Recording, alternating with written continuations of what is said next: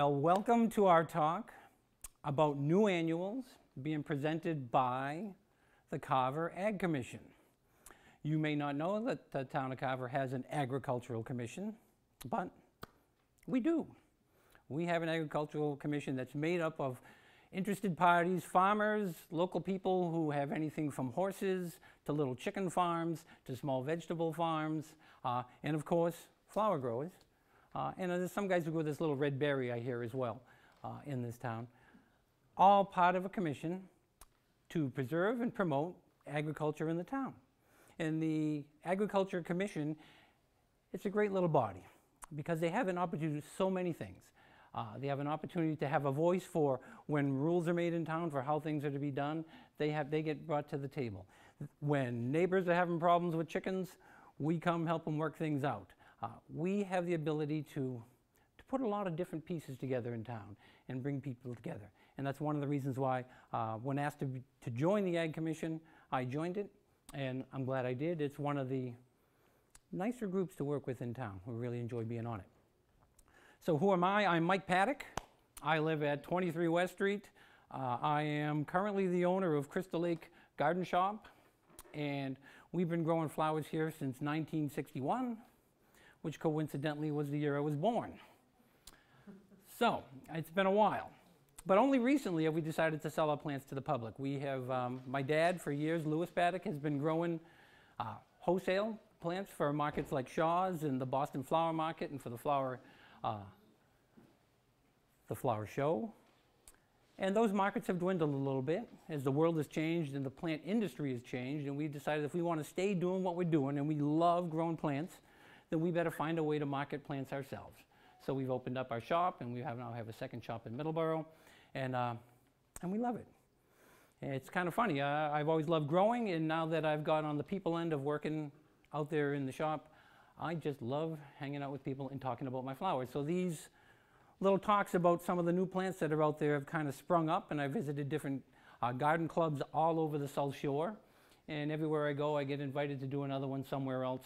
And I just thought it's not fair that Carver, who doesn't currently have a garden club, doesn't get to see this. So the Ag Commission decided to sponsor this and put it on so that not only you guys here, but for people in the town can learn a little bit and maybe enjoy what they do in growing their flowers. And we'll talk a little bit about vegetables tonight as well, if we can squeeze it all in. So, where do we begin? Well, let's talk for a second about the plant industry, because the plant industry is a business. It's a business where large companies are trying to make lots of money, and they all look for us, and they all think we're kind of dumb. And that's because half the time we are. Because we just don't know. We can be a little ignorant because nobody tells us. And the things we should know sometimes, we're not going to know. We're not going to know. And it's hard to get some of the right information. Let me give you an example. Some of you guys have seen these, right? These are proven winners. Yes, the little white pots that are ubiquitous. They're everywhere. Now, they're pretty good plants, generally speaking. Most of them are. But proven winners, what it really is a marketing campaign. That's what Proven Winners really is. It's a marketing campaign of several greenhouses got this together and said, let's make a brand and sell all our different plants together as one, and people will think we're special. And they keep their quality pretty high, and most of their plants are pretty good. So you'll see branding in the industry. You will see, banners and signs for Simply Beautiful plants. Some of which are absolutely gorgeous, but I have found that some of them are simply horrendous. Or simply won't grow where we live. When you have a marketing campaign that covers large regions of the country, not every plant can grow where you live. Not every plant can grow here. So you see these gardening magazines and you see these beautiful things and there's flowers everywhere and you go, boy, I wish my yard looked like that. So you make your list and you write them all down and you go get them. And instead of an explosion of color, you get a fizzle. You get a dud. Well, I'm here to tell you that many times it's not your fault. I'm going to take the pressure off. Many times it's not your fault. It is true that many times we buy plants that aren't good for us. Many times we're sold plants that aren't good for us. One eye-opening thing for me was a company, which I'll leave unnamed, sells me this geranium. It's excellent geranium. One of the best geraniums I've ever grown. The Galleria series. Wonderful plant. I was totally impressed with its ability to take a beating in the weather. I was impressed with its ability to put out more than 3 flowers, you know. How many little buds are on there? You know, dozens. They just overwhelm with color. And they self-clean fairly well. Well, that's beautiful. But it's a geranium, and a geranium is supposed to be lavender. Geranium is supposed to be red, right? Well, you can't have a line of geraniums and not have a red one. So let's get a red one. And let's sell the red one. And let's grow the red one and watch it die, and grow the red one and watch it die. And after a couple of years of growing the red one and watch it die, I asked my rep for this company, what am I doing wrong? Why won't I grow that? And he tells me, oh, nobody grows that one. It's terrible. Why would you buy that one? Well, you sell it to me. And now I'm selling it to my customers. And he's happy to get the sale. Just like most of us are happy to get your sale with anything that we're selling anywhere. He's happy to get the sale, but the plant was not a good plant. So I've started this thing of trying out different plants in different companies and finding out that, okay, this company makes the best lavender one. This company makes the best red one, maybe the best geranium ever, right here. We'll talk about that in a minute. But not every plant is great. Plants are bred primarily for one thing in the industry. Plants are bred for giant greenhouses to be able to, and it's amazing to watch this happen. I was in a greenhouse that was, one section of it was 100 acres under plastic. And I watched these giant cranes move plants and pallets and move them down, and machines push the plants in, and a guy came down out of the sky and picked them up and ran them down railroad tracks, dropped them into these basically little swimming pools where they got watered from the bottom. No human being looked at this plant until it went on the truck. And to mechanize them and to make this efficient, they have to have plants that do one thing: bloom on the same day. I have to have my red, my blue, my pink, and my white bloom on the same day. And if it doesn't, you can't pick up 500 at a time and drive it to the truck. You can't sit there and have them all blooming and not have one color blooming and send it out to the store. That doesn't fly. So many of the breeders have bred plants just for the mechanized market, because the bulk of plants that are grown and sold that way. It doesn't mean they're all bad, and I'll tell you they're not. But I will tell you that they will put plants in there that aren't up to the quality they should be to have the blooms on the same day. That's the most important thing. So that leaves the customer, the consumer, the grower, the planter, the garden freak at a bit of a disadvantage. Because how do you know? You kind of play plant roulette, which is what I've been doing for the last, well, really growing 30 years. Trying out different plants, seeing which ones grow well, watching this new wave of plant breeding come in from Japan, from Germany, the Netherlands, Israel, all these new plants coming into the country from all over the place. Almost none of the plants you see here, and almost none of the plants you can buy in the country are started in this country anymore. Almost all the tiny little cuttings are grown in Israel, in Guatemala, in a lot of other countries. And most of them, you may not know, I'm sure you don't pay any attention, most of them say right on it, propagation prohibited. Most of these are patented, right? The breeders own a patent on the plant, and no one can take a cutting, put it in a glass of water on their sink, legally. I hate to inform you of that.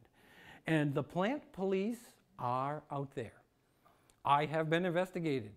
I have had them go through my greenhouses.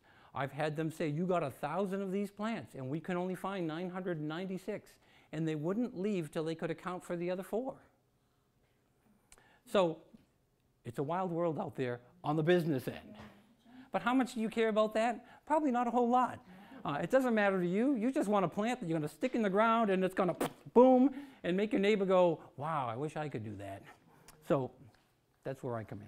I can help you pick out a few plants or show you how to pick out a few plants that you can be successful with, and you can have a beautiful yard, and it doesn't have to be a whole lot of work. One of the biggest things for me when it comes to selecting plants is how durable are they? How much work do they need? If you have to fuss over a plant, I don't have time to grow it. I work long and hard, and I work on flowers all day long. What do I want to do when I come home? Go play with my flowers, go try to work hard on them. I'm lucky if I have time to spray some water on them and maybe feed them once a year, whether they need it or not. I don't have time to take any of the advice I give. And I found this to be true many years ago, and I've sought this, but I've also found simultaneously that there are some plants I would stick in my garden and they would grow. And whether I got to feeding them or not, they would grow. If I fed them, they were bigger and more beautiful, they were greener, they had more flowers, but if I didn't, they still grew. I found plants that wouldn't rot. I found plants that would bloom in the sun when they're not supposed to, or in the shade when they're not supposed to. So I've been digging a lot of these up. And many of the new breeds that are out there now have a capacity to do all sorts of things that you wouldn't have imagined similar plants could do in years past. In years past, all coleus grew in the shade. All impatiens grew in the shade. All geraniums have to be in the sun. Okay? This guy here, we had a couple left over. We had a party at our house. I grabbed a couple that were left in August. I pulled the hook over and hid it and made instant planters in the yard. And then afterwards, we forgot about it. And it dried out and nearly died. And I kicked it under a shrub. And I pulled it out in November. And it was blooming like crazy. In November, it had flowers and it was still trying to go. And I was very proud of this little plant. But it went to the compost pile nonetheless. Some plants are better than others. So let's talk about it a little bit. What I'm going to do is do a little bit of a planting. And I'm going to talk about some of these things while we plant this container. And I'm going to talk about some of these other things here.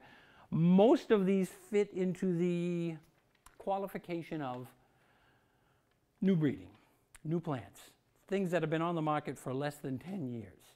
And it's amazing with things that I've seen on the market for 25 years that people think are new, Calibrachoa, beautiful little plant. But most people can't even spell it. And I'm not sure that most of the time I can. But it's been around for a while, but people aren't comfortable with it. They don't know what it is. It's a little mini petunia. It grows like this. Comes out of your window boxes nice. It's pretty well behaved. Might like a haircut once in a while. Self-cleaning. Drops its dead flowers. You don't have to do nothing that way. You don't have to do anything but give it an occasional tip. And if I brought my scissors with you, I'd be a little more gentle and show you how to do it. But maybe I'll do it like this. When we cut plants back in the shop, Karen, let's show them how we do it. We take our hand around the plant and we just go. Oh. And they love us for it. We are brutal. We just do the old Edward Scissorhand thing. If you have to look, you're not doing it right. Watch your fingers. All right? I go around, we give them a haircut. I could have sold this today. This little demonstration is going to cost me 25 bucks.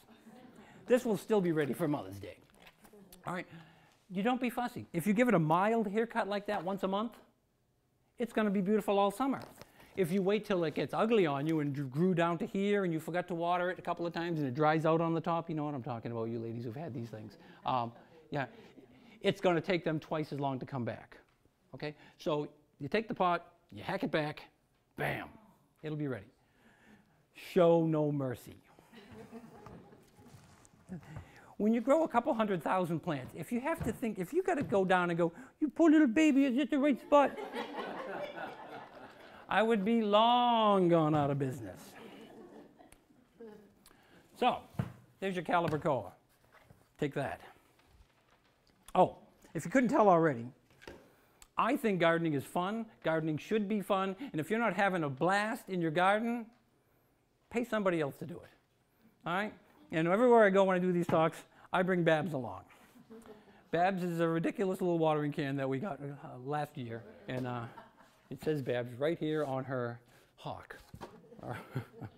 And if you don't laugh, you come see, if you need to laugh someday, come over to the shop, we put some water in this thing, and you pour it out and have the water come out of her nostrils. And if you're not laughing when that happens, you need serious help. But gardening is fun. It's not hard work. It doesn't tend to be miserable or a chore. You know, not everybody loves it, but you can have fun doing it. And it's a lot more fun when the plants grow and the flowers bloom and people drive into your yard and go, wow, what is that? I'm sorry, I wasn't pointing at you. All right, so where are we going next here? We're going to talk, maybe I'll talk about, I handed out a thing. I want to talk about some of the things on this, because you may have seen talks, you may have been someplace before where people have talked about doing mixed containers. Excuse me. That's one noisy water bottle. And somebody started doing it this way. I don't know who, and I'm stealing it, so I'm claiming nothing. That they group plants for mixed containers into four categories. The thrillers, which are your stars. All right? A thriller could be a geranium. It could be a begonia. It could be an impatient. It could be a, where did I put them? A petunia. But thrillers are big color, all day long, and they're the star of the show. So when you make a container, you want to have those. I'm going to talk about the thrillers first for just a minute. I'm going to talk about four categories of them because I find that there's really, most people are going to grow one or more of these in their garden somewhere. Okay? So I just went alphabetical because I couldn't come up with a better way to go about it. Begonias. We don't use E's, we call them begonias. Begonias. Begonias have been known as these little six-pack plants you get in these little dark leaves that just grow stubby little plants and can take a fair amount of abuse and just sit there and do their little thing. But they never do much. And they never, ever, ever blow anybody away. Well, those days have come and gone. I have some begonias that will knock people's socks off. Sadly, they're not quite doing their thing yet because it's early. I'm going to start slow. When you think of begonias, you probably think of something like this, but smaller. This is a big begonia. Oddly enough, its real name is big begonia. It's just like one of those seed begonias, only it gets big. I might say that this is nearly the easiest plant to grow there is. I looked at this and I watched it grow in the greenhouse and I thought, man, I could throw this in the middle of the street and run over it and it probably will not die. Am I right? I'm right, yes. We try. I stuck this in a place in my yard that doesn't get watered, doesn't get fed, doesn't take care of, and I just let it sit there. And at the end of the season, it wasn't knock your socks off, but it still looked nice and it still had color and it was a nice little copper-shaped, copper-toned bush in the corner of the yard. Easy, easy, easy. People overlook it because it doesn't blow you away, but if you can't grow things and you want to be able to start from someplace, try this. If you kill this, give up. Hire somebody else. The biggest surprise in begonias to me came with a new series of begonias that are sun tolerant. I didn't believe it. I grew some and they look nice, but in the greenhouse it's not the same as outside, and I like to test some plants out. So every time I grow something new, I always make sure that somebody I know gets one and we keep an eye on it. If I don't have it in my yard, and most of the time now I throw one in my yard someplace, but I'll make sure, you know, my aunts every year, they come to the shop and they always get their little hanger for free every year because that's what I do for my aunts. And one of them got one of these. And I said, I'm told it'll handle sun. Well, I didn't think she was going to do what she did. She put it in a whiskey barrel on the middle of her deck in full 100% all-day sun. I went to the little cookout on Labor Day and bam, 200 flowers, this big around. I was blown away. I said, I'm going to grow a lot more of them. you know. And it's funny, people come and have tried these. These are the Selenia begonias. They not only are sun tolerant, they're adorable. They trail a little bit, so they're great in window boxes and things. They can take drying out. Because in our greenhouses, we always have that one plant where the water dripper falls off. We always have the one plant that the hose don't reach and you're flinging the water at it to get it to it. And it's alive. It may be a little smaller, a little grayer, a little shriveled, but it's alive. It's hard to kill. Easy to grow. And I have yet to have somebody come back. I had a little lady from South Meadow Village last year come stomping in. And, well, it was like this. She was little. And she said, and she looked right at me with her finger pointing, "Last year, you sold me a plant, and you said it would take the full set all day long." And I was waiting for it, and and she said, "Well, it did, and I want another one."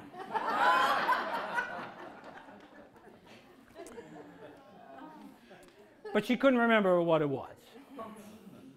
So here's a tip for anywhere you go and buy your plants. And I don't care if you come to mine or not. And by the way, Carver has at least 5 good greenhouses where you can go and buy plants.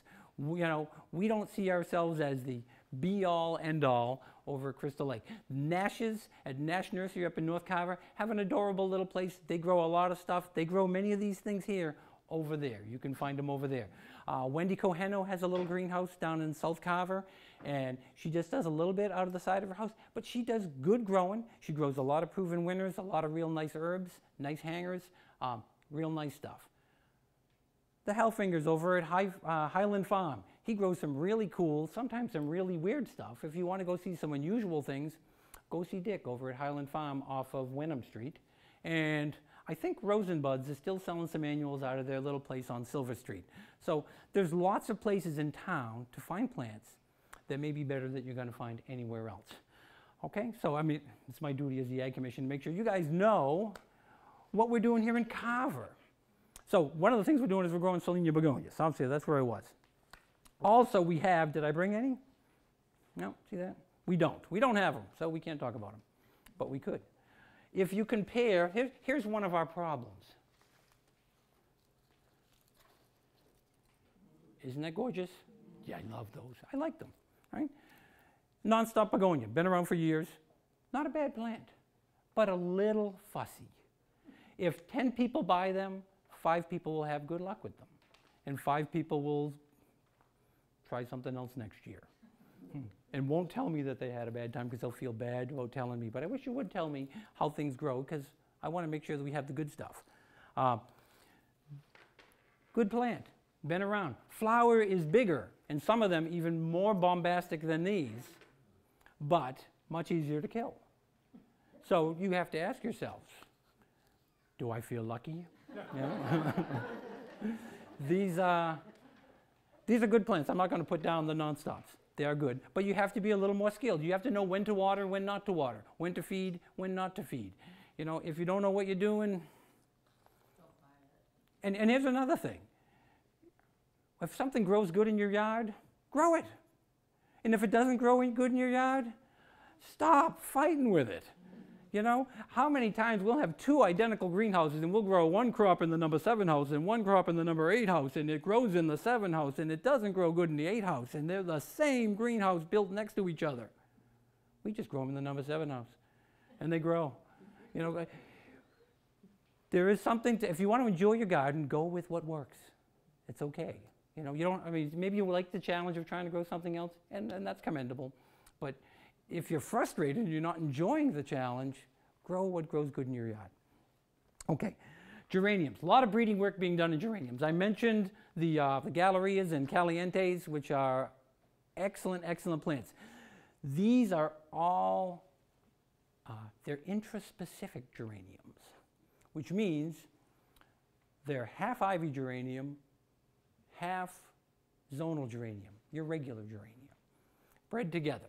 And what they give you is the ivy geraniums have a lot of weather tolerance, a lot of drought tolerance, and they can take the cold, They can grow in the shade, like this one here, kicked under a shrub. They'll grow in much shadier locations than you could ever grow a geranium. And they take from the zonal geranium the flower power. You know, the big flower heads with nice bold color. This one here is Calliope Dark Red, and I think it's the best geranium ever grown, ever bred, and as far as I'm concerned, it's the end of geraniums as we know it. All right, while I still grow all kinds of geraniums, this is my favorite because we can't kill it. And it doesn't matter if we leave it out in the cold. It doesn't matter if it's out there when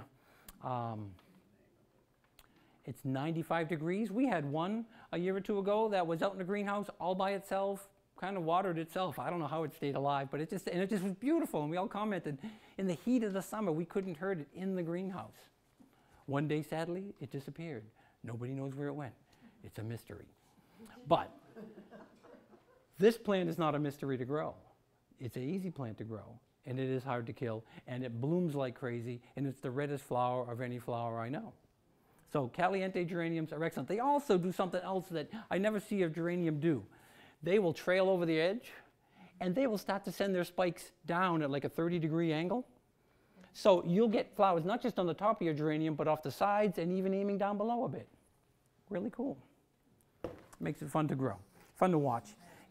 And and I use the word loosely here, semi-self-cleaning, in that the flower heads don't usually rot into a giant mop and then fall down on the plant and rot the whole plant out. It usually dries up, and you barely just have to touch them to remove the old flower stalks on these. The most exciting breeding I've seen in the last 10 years has come in the area of impatiens.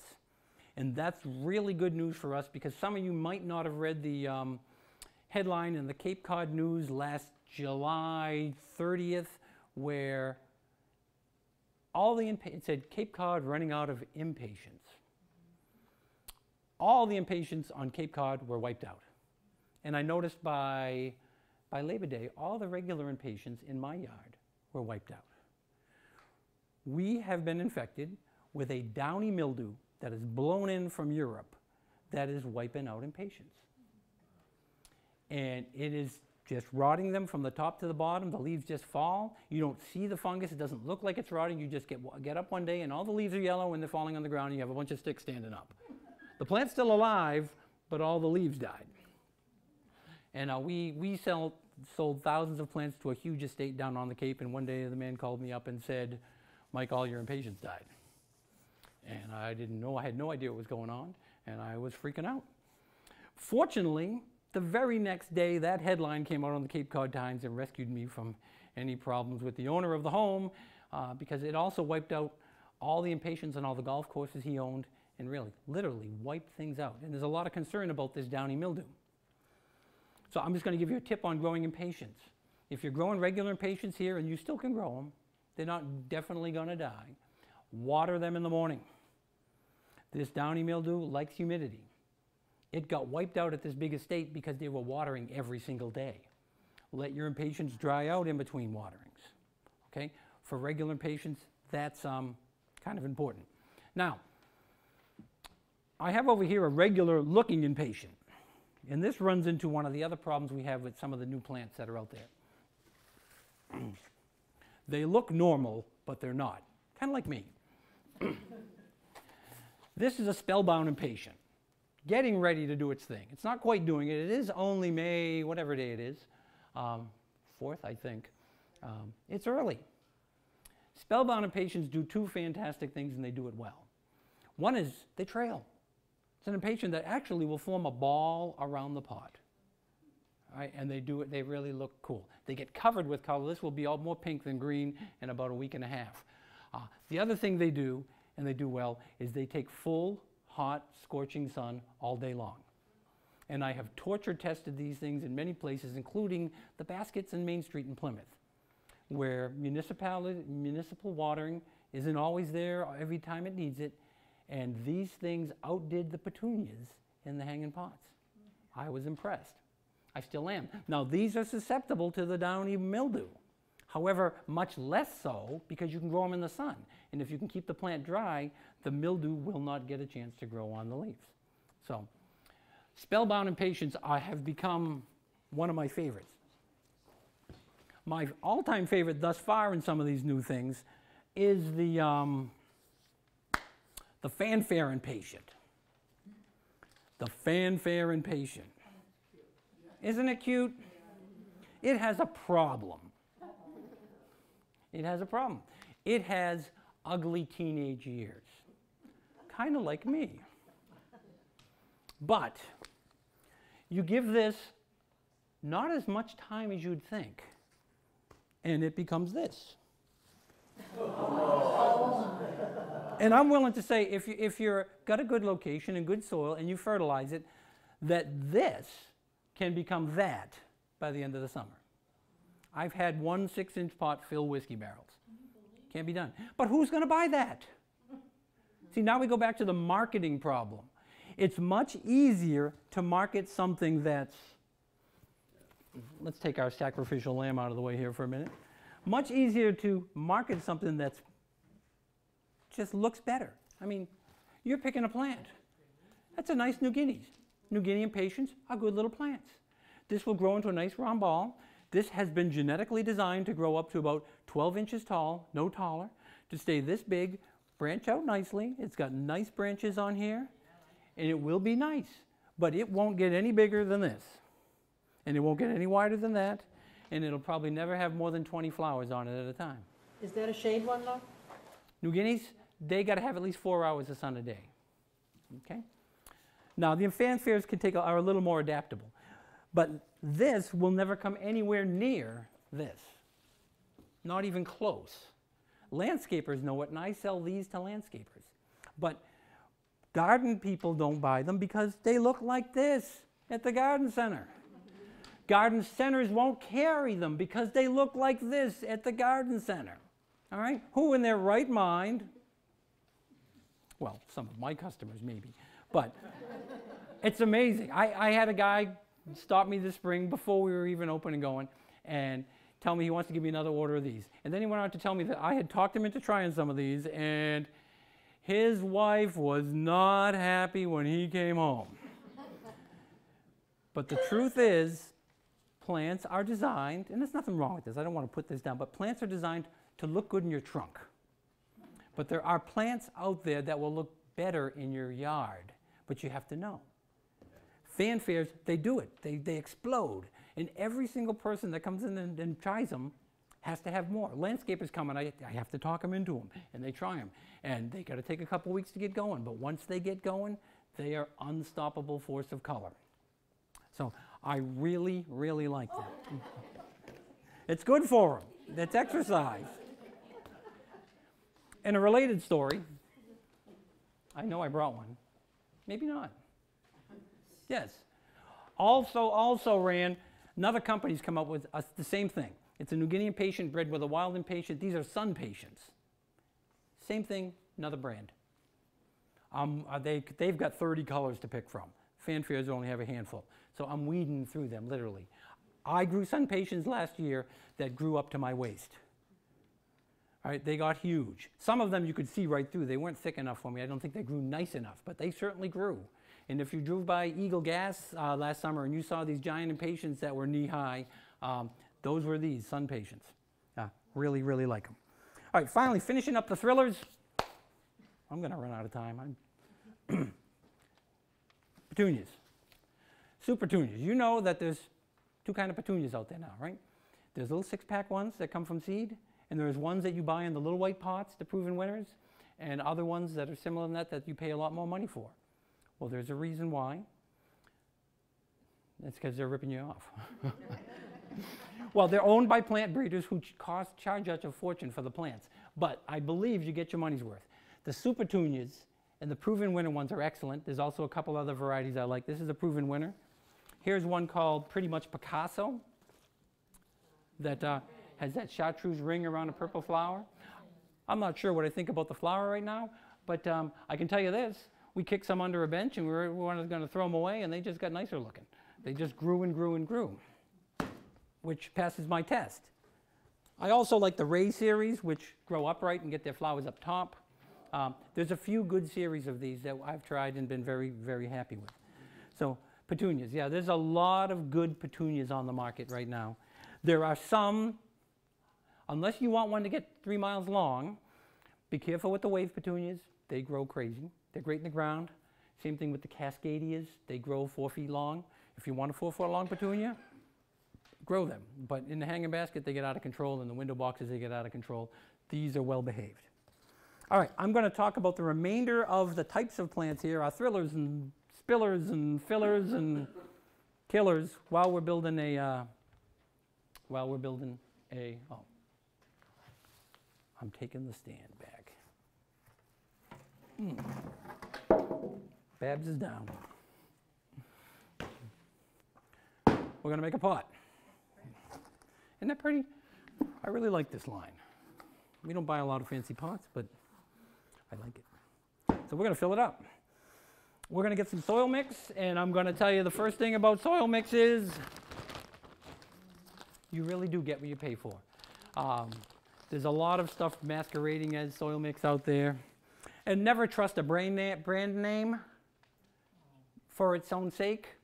You know, I grew up using Peters fertilizer, and then Peters got bought out by Scott's, and Mr. Peters bought his fertilizer back, bought his plant back, and then bought all his formulations back. And now Peters fertilizer isn't Peters fertilizer at all. It's a whole different thing that they could make cheaper than the original Peters formulations.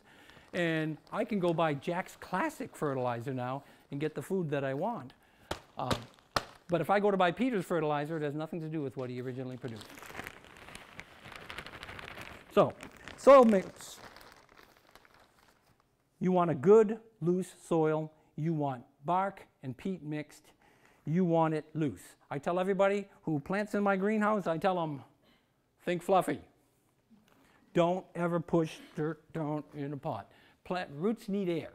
Roots need air really, really bad. As much as they need water, they need air. We are going to keep it fluffy, and we're going to make a little container and talk about the plants while we do it. I am going to use one of my Selenias because I love these begonias so much. And this one's called light pink. I like it. The industry is getting this right. They start to call this light pink. You know, other companies call it Nadine and Samantha, and they give them names. Or worse yet, there's one that named a Dahlia series off of movies. So there's Star Wars and Taxi Driver, and that's the name of the plants.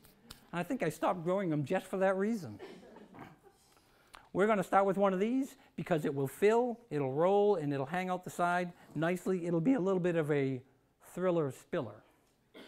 I'm going to put in the middle a chiller, if I can find it. I know I brought one. Where did it go?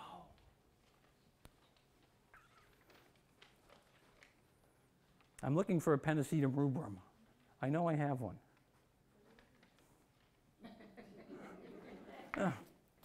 There it is. Purple fountain grass. This thing will grow rich, deep purple leaves as a grass. It's an annual grass, and it'll throw these purple seed heads out. It'll wave at you in the breeze every time you go by. And it's one of the few plants that I say that we grow that looks just as good dead.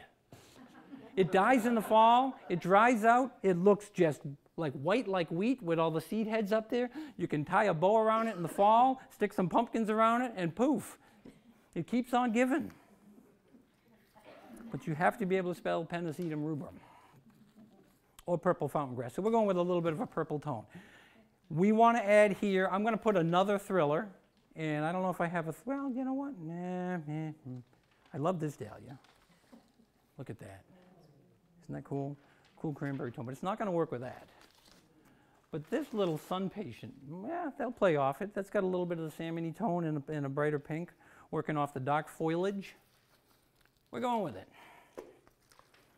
And because I'm in charge, I can decide what colors go together. People ask me all the time in the shop, does this go with that? And I say the same thing every time. Do you like it? Do you want it to? If you like it, put it together. You know, the plants kind of blend. It's real funny to me. I would never put, I'd never put a purple and an orange flower together, you know? But Dunkin' Donuts does it every day with their colors, right? How do they get away with that? I don't know. But sometimes I've got 2 New Guineas that are stuck together, a purple and an orange one in one of my greenhouses from last year that we never threw away, and they still keep growing. We just call it the Dunkin' Donuts plant. And somehow they get along. Alrighty, I've got coleus. We said things grow in places they shouldn't. Many of the new coleus that are out there, most of them, if you buy coleus in a pot this size or bigger, almost all of them can take full sun.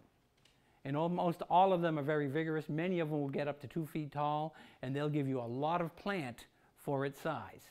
They're not like the little ones you get in the 6-pack that are the first things to dampen off and rot out. They're tough. This one here is it's called Swingin' Linda. It's my favorite. I don't know Linda. She's got quite a reputation. But I think it's really funny. I bought the cuttings from this from a good Christian man in North Carolina. He had tags made. He changed the name to Meandering Linda. So Linda's reformed. And Linda behaves well with others. All right, that's as cheeky as I get. We need fillers.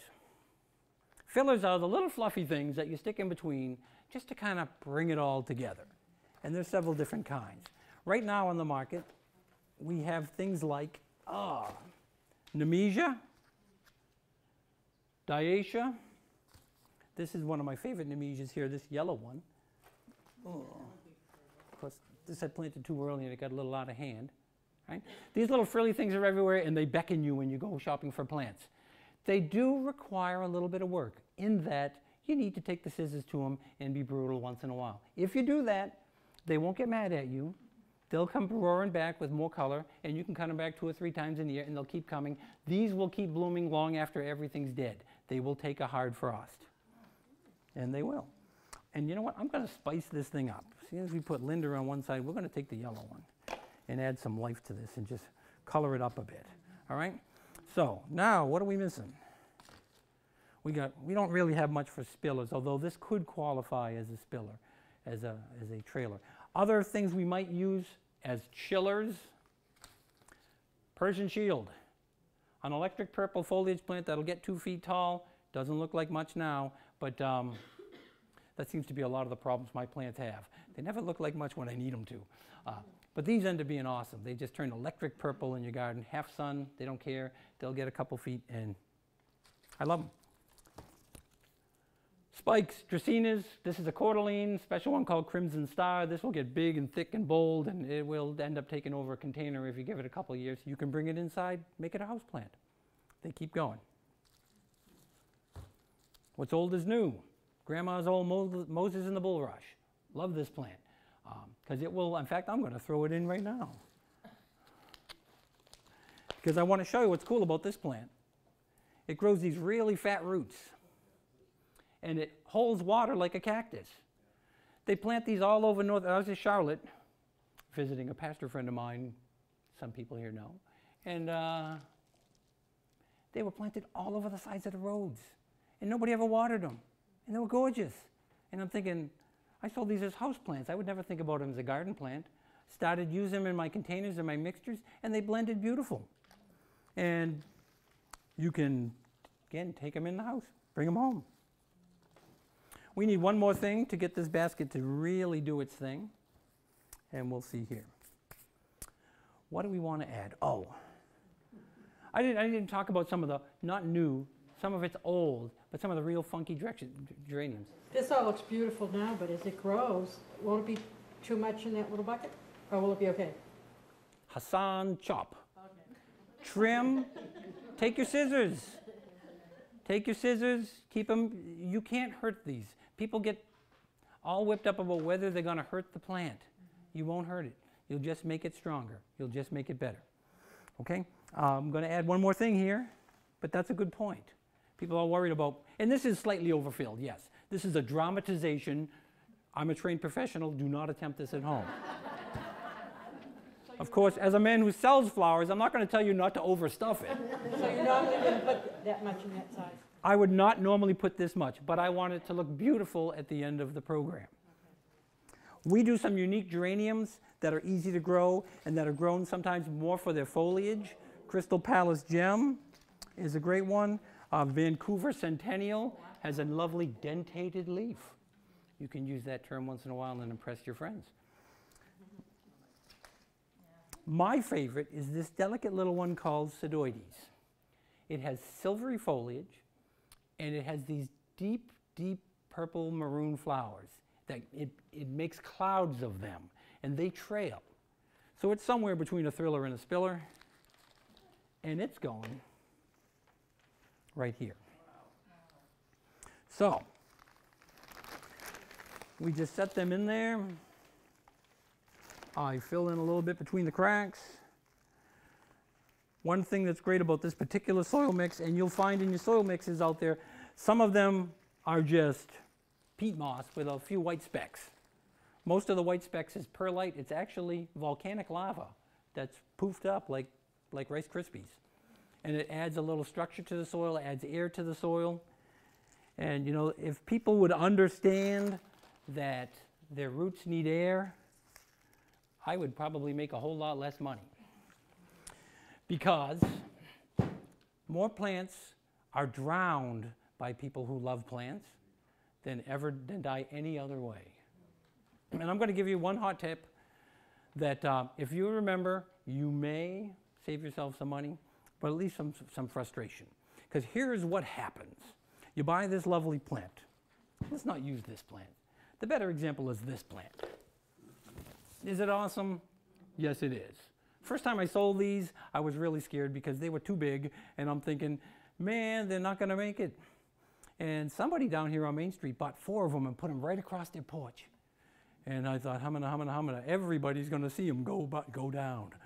And I was shocked that come September, they were all still gorgeous. They took good care of them, and they were not as bad with the water as I thought they might be. But anyway, an impatien's a good example. You buy it at the garden shop, you take it home, and it wilts. A little bit of plant physiology. Under every leaf are vents, all right? Little vents called stomates. These stomates regulate the water in the plant, whether a plant can hold its water. In a humid greenhouse environment, they never close. They don't have to close. They don't have to conserve any water because they're in humidity all day long. But once you take them outside, especially on a day like we had a couple days ago where it's 55 and the air is brisk and it's really dry and the dew point's down low, the plant doesn't know how to regulate its water, so it starts to wilt. Right? So what do? You water it. Well, we'll get to that part. But you do water it. That's the problem. You do water it. The plant doesn't need water, it just needs exercise. So you water it. It doesn't have enough air for its roots, so the roots are having a hard time getting the water into the plant. So what does it do? It wilts some more.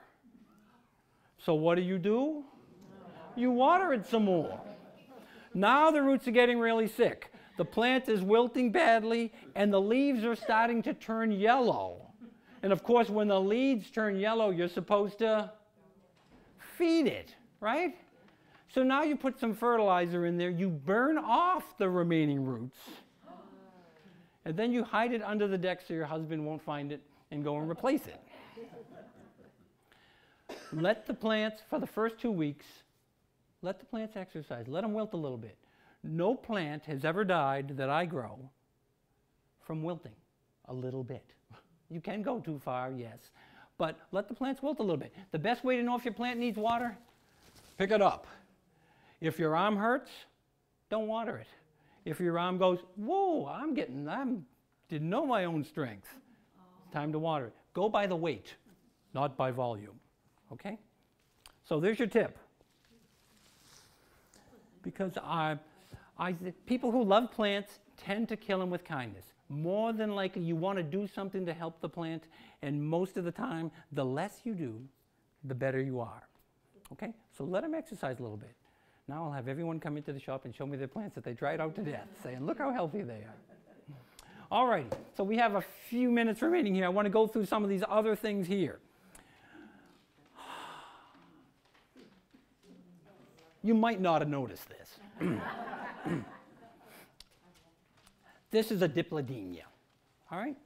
Now, if I'm doing anything right at our little place, I was totally shocked when we checked our sales records and found out last year that, and I don't think I grabbed a hanger after all. Well, not like I really need more color here, right?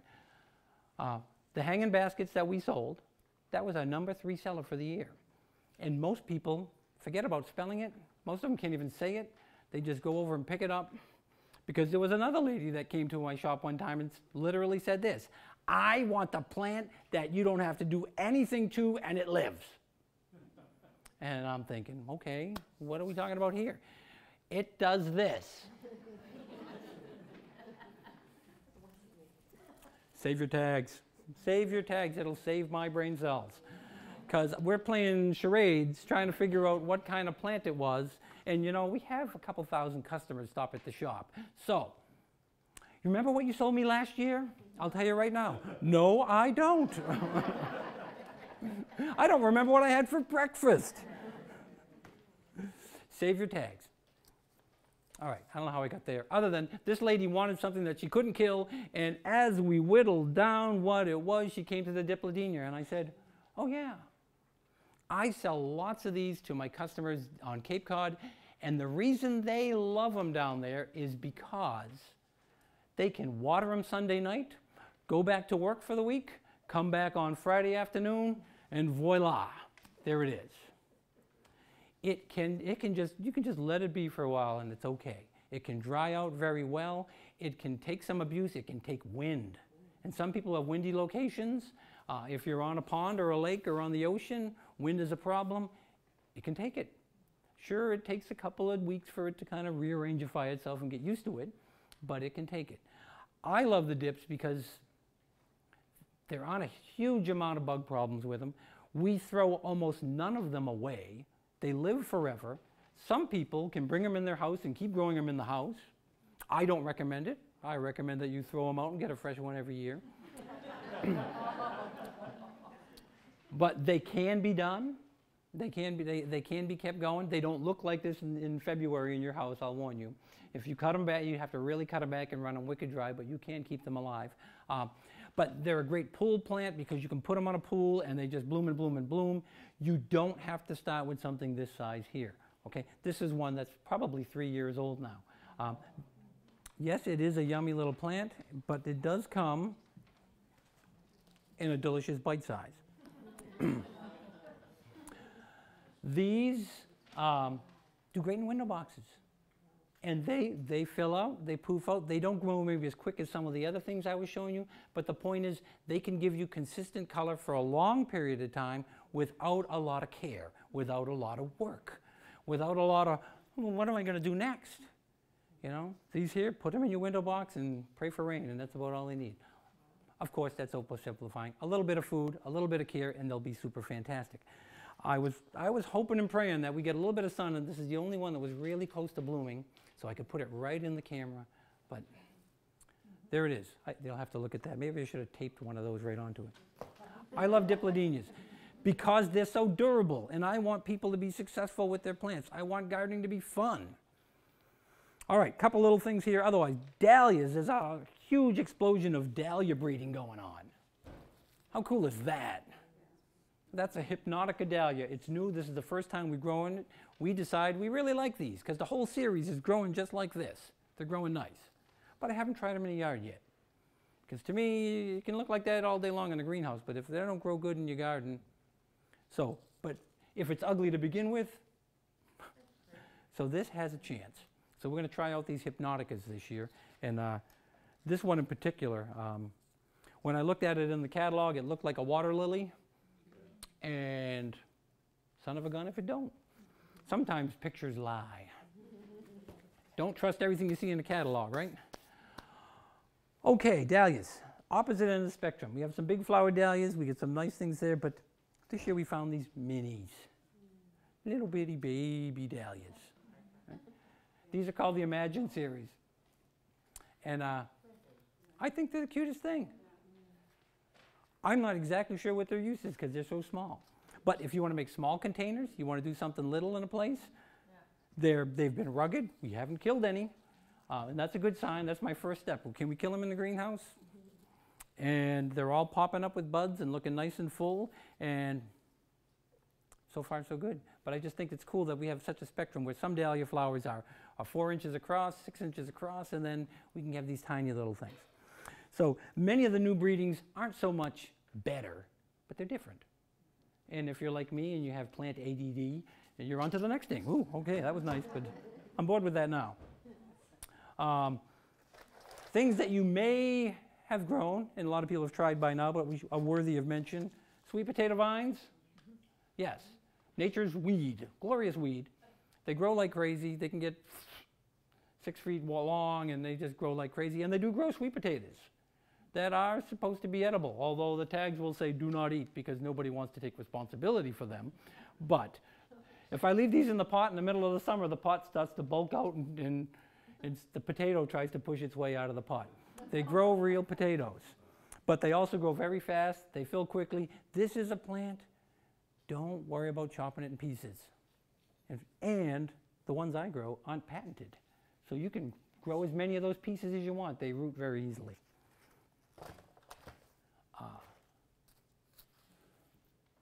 Dichondra. It needs a prettier name. It still sounds like something I have to go get checked with my doctor. I'm suffering from a case of dichondra, but we'll get over it.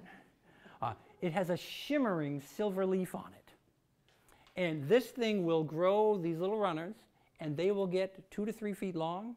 And if you have them in a hanging basket or out of a window box and the breeze blows on them, they just sparkle at you. Really like this plant. It does grow like crazy, and you may have to hack it back once in a while, but of course we got over that in the beginning here, didn't we? No mercy. All right, I'm going to wind this down with 1 or 2 things here. Of course, everybody's been asking, what is this? And it didn't have a tag. I broke my own rule. This is a passion vine.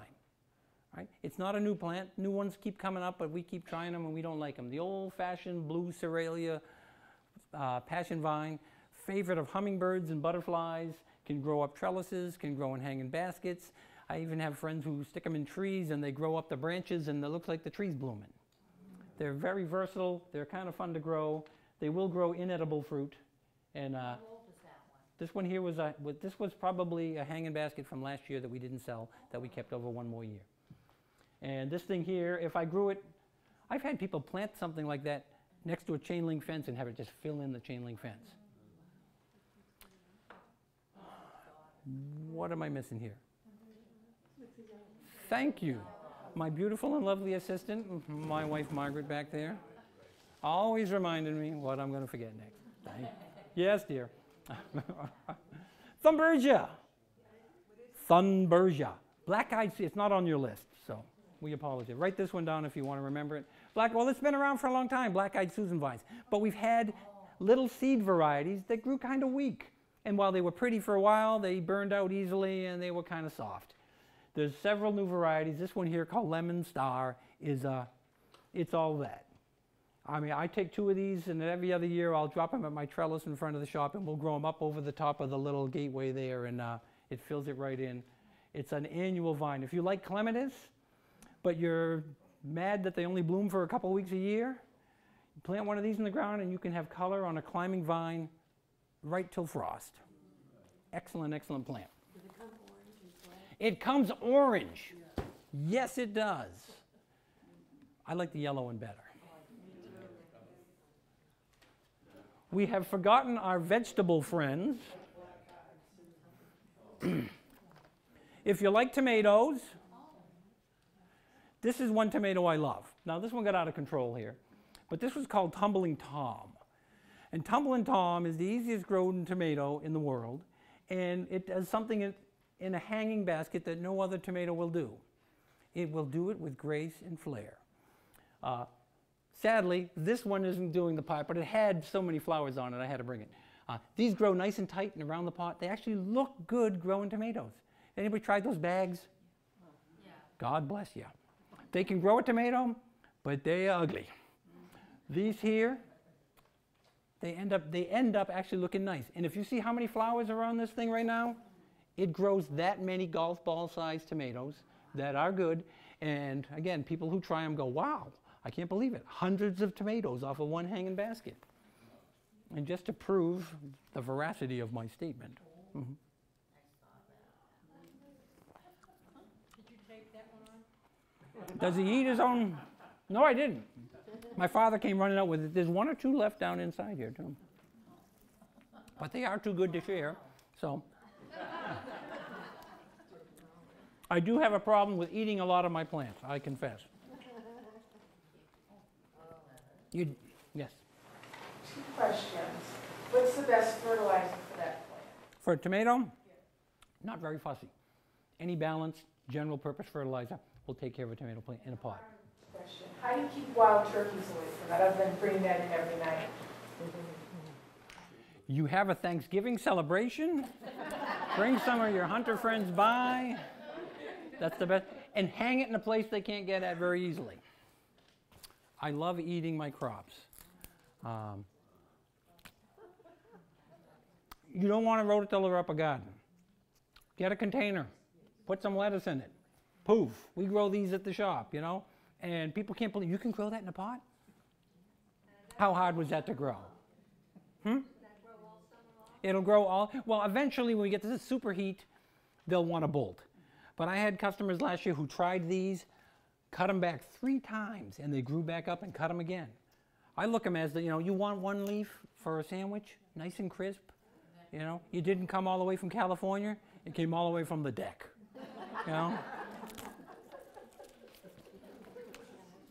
We're working on, this is something I got to learn to do more of, is container vegetables. We got some mini cucumbers this year, some mini peppers we're going to try. We're going to find out which ones are really any good. So there you have it.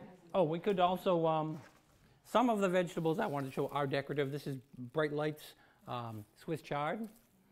And you'll see the color that it gets on the stems, and as it gets bigger, it gets more and more of that color. You can make a container with vegetables that looks pretty. Well, although that looks pretty darn nice. And some of the ones I have some mustard greens with red leaves in it and some arugula, and way cool. So I think we're bringing this down for a landing. I think we've pretty much shown that there are new plants that are actually better, but you have to search them out a little bit. You have to do a little bit of research. Hopefully we proved you can have fun in your garden, and it's possible to be successful. And if we share with each other the stories of what we're growing and how well they grow, we can actually make sure that we pick out the good stuff. That the giant corporations who want us to buy their plants don't have to force us to take every single one. We can find out which ones are good and grow them. So I want to thank you for your time. I want to thank the Ag Commission for asking me to do this. And again, I'm grateful that I get to grow plants and share what they are. So thank you.